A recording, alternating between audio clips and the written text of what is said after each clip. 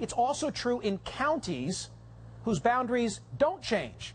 From 1992 to 2016, more and more counties became blowout. The color on these maps signifies counties where the presidential vote was won by more than 20 points. That's not a result of politicians manipulating districts. It suggests that people are choosing to live with the like-minded. Now, that's good news for my next guest, Paul Chabot. He's actually started a business called Conservative Move, and he specializes in relocating families from liberal enclaves like Southern California to conservative areas like Texas. His slogan, helping families move right. How did you know there was a market for this, Paul? You know, we kind of fell into this by accident. My wife and I have 4 young children. We moved from California in January to Texas.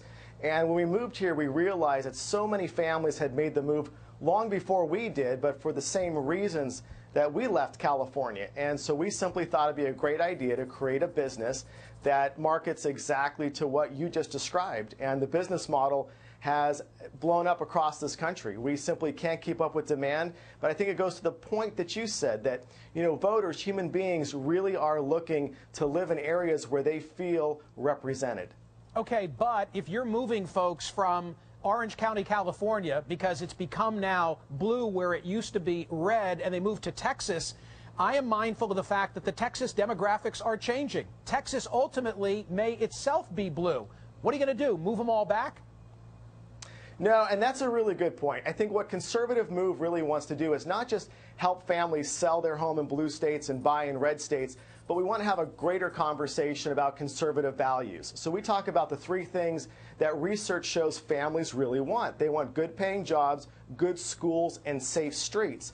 And so by the very nature of our business, we help families leave areas that are lacking those areas and moving to areas that consist of those. So we hope that this actually strengthens the conversation and builds more resilient communities in America based on those principles. Okay, but you're, in the end, a businessman, so maybe I want to live among the like-minded of liberals. Do you move folks from certain areas to other areas because they say, hey, I want to live among my own on the left side of the spectrum?